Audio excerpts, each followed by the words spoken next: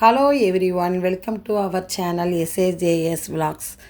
இன்றைக்கி நம்ம என்ன பார்க்க போகிறோன்னா சோயா 65 எப்படி செய்வதுன்னு தான் பார்க்க போகிறோம். வாங்க வீடியோக்குள்ளே போகலாம். நான் சோயா பெரிய சோயா எடுத்திருக்கேன். அதில் ஒரு 1/4 கிலோ அளவு எடுத்து அதை சுடுதண்ணியில் நம்ம போட்டுக்கலாம். போட்ட பிறகு இது நல்லா பாயில் ஆகணும். நம்மளுக்கு ரொம்ப கொதிக்கணும்னு அவசியம் இல்லை, ஒரு பாயில் ஆனாலே நம்மளுக்கு போதும். இப்போ நம்ம தேவையான அளவு உப்பு போட்டுக்கலாம். இது உப்பு போட்டு நல்லா கொதிக்கட்டும். கொதித்த பிறகு நம்ம மூடி போட்டு மூடி வச்சிடலாம். இதிலே நம்மளுக்கு சின்ன சோயாவும் இருக்குது, பொடுசாக இருக்கும். அதை வேணாலும் நீங்கள் யூஸ் பண்ணிக்கிங்க. நான் ஆனால் பெருசாக எடுத்துருக்கேன். பாருங்கள், இந்த மாதிரி பாயில் ஆகி வரும்.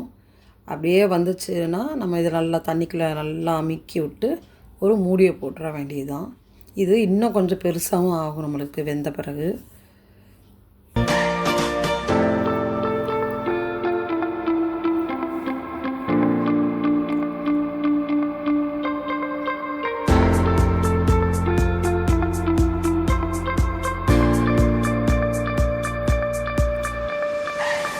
இப்போ பாருங்கள் நல்லா இதாகிடுச்சு. தண்ணினா பாருங்கள், அப்சர்வ் பண்ணியிருக்கோம். எல்லாமே இந்த தண்ணியில் இழுத்துருக்கும். இதை எல்லாமே நம்ம புழிஞ்சு நல்லா எடுத்துடலாம். இப்போ ஒரு வடிகட்டி இதில் அதை போட்டு கையை வச்சிடாதீங்க, சுற்றும். கையை வச்சா அமைக்கிறாதீங்க. ஒரு நல்லா குளிர்ந்த தண்ணியில் கொஞ்சம் லைட்டாக வாஷ் பண்ணிக்கோங்க. வாஷ் பண்ணிவிட்டு நீங்கள் கையை வச்சோ இதை வச்சோ புழிஞ்சு எடுத்துடாதீங்க, கொதிக்க கொதிக்க இருக்கும். இல்லைனா ஒரு டம்ளரோ ஏதோ ஒரு இதை வச்சு நல்லா அப்படியே அமுக்கி எடுத்திங்கன்னா அது உள்ள தண்ணி எல்லாம் அப்படியே நம்மளுக்கு முடிஞ்ச அளவுக்கு எல்லாம் வந்துடும் கீழே. ஏன்னா நீங்கள் தண்ணியோடு போட்டு மசாலா போட்டிங்கன்னா கொல கொலன்னு ஆயிரும். அதனால் தண்ணி இல்லாமல் பார்த்து கேர்ஃபுல்லாக செய்யுங்க. இப்போ நம்ம இது எல்லாத்தையுமே புழிஞ்சு எடுத்துக்கியாச்சு. இப்போ இதுக்கு தேவையான அளவு 1 ஸ்பூன் மஞ்சத்தூள் போட்டாச்சு. மிளகாத்தூள் ஒரு 1.5 ஸ்பூன் போட்டுக்கலாம். இஞ்சி பூண்டு பேஸ்ட்டு ஒரு 2.5 ஸ்பூன் நம்ம போட்டுக்கலாம். நான் எடுத்திருக்க அளவு 1/4 கிலோ சோயா எடுத்திருக்கேன். அதுக்கான அளவு தான் நான் இப்போ சொல்கிறேன். அதுக்கப்புறம் கரம் மசாலா ஒரு 1.5 ஸ்பூன் போட்டுக்கலாம்.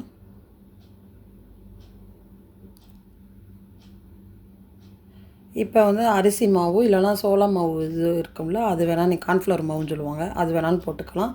நான் போடுறது அரிசி மாவு தான் போட்டிருக்கேன். ஒரு 2.5 ஸ்பூன் அளவு போட்டுக்குங்க. கருவேப்பிலை இருந்துச்சுன்னா அதை பிச்சு போட்டு பெரட்டுங்க. அதோடய ஃப்ளேவர் இன்னும் நல்லாயிருக்கும், நல்லா வாசமாகவும் இருக்கும். அதோடய ஃப்ளேவரே கொஞ்சம் நல்லாயிருக்கும். இது ஆப்ஷனல்னால் நீங்கள் வேணுன்னா போட்டுங்க, வேணான்னா ஸ்கிப் பண்ணிடுங்க. உப்பு தேவையான அளவு நம்ம போட்டுக்கலாம். போட்டு இதில் நல்லா எல்லாத்தையும் பிரட்டி எடுத்துலாம். தண்ணி எதுவுமே ஊற்ற வேணாம், இதில் ஏற்கனவே தண்ணி இருக்கும். அதனால் அந்தோட இதுவே போதும். நல்லா பிசைஞ்சு எடுத்துக்கோங்க. ஒரு 10 நிமிஷம் ஊறட்டும். ஊற வச்சுட்டு நம்ம இதை பொரிச்சுக்கலாம்.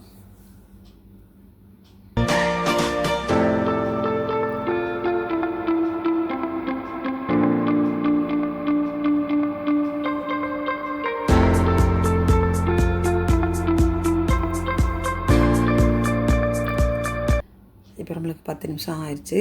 பாருங்கள், நல்லா ஊறி எப்படி இதாகிடுச்சுன்னு. இப்போ நம்ம இதை பொரித்து எடுத்துக்குவோம். இது ஒரு தடவை ட்ரை பண்ணி பாருங்கள். சாம்பாருக்கு, தயிர் சாதத்துக்கு, லெமன் சாதம், கட்டு சாதம், அந்த இதெல்லாம் கட்டுறோம்ல, அதுக்கெலாம் இதை சைடிஷாக நம்ம யூஸ் பண்ணிக்கலாம். ரொம்ப டேஸ்ட்டாக இருக்கும். கண்டிப்பாக ட்ரை பண்ணி பாருங்கள்.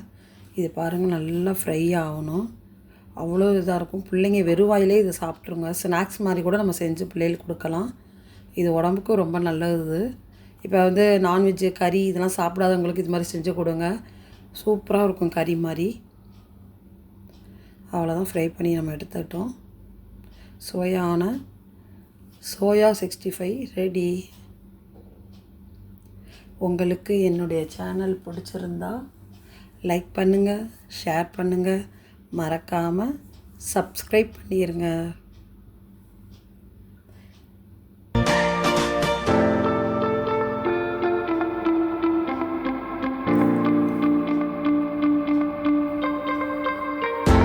Thank you for watching.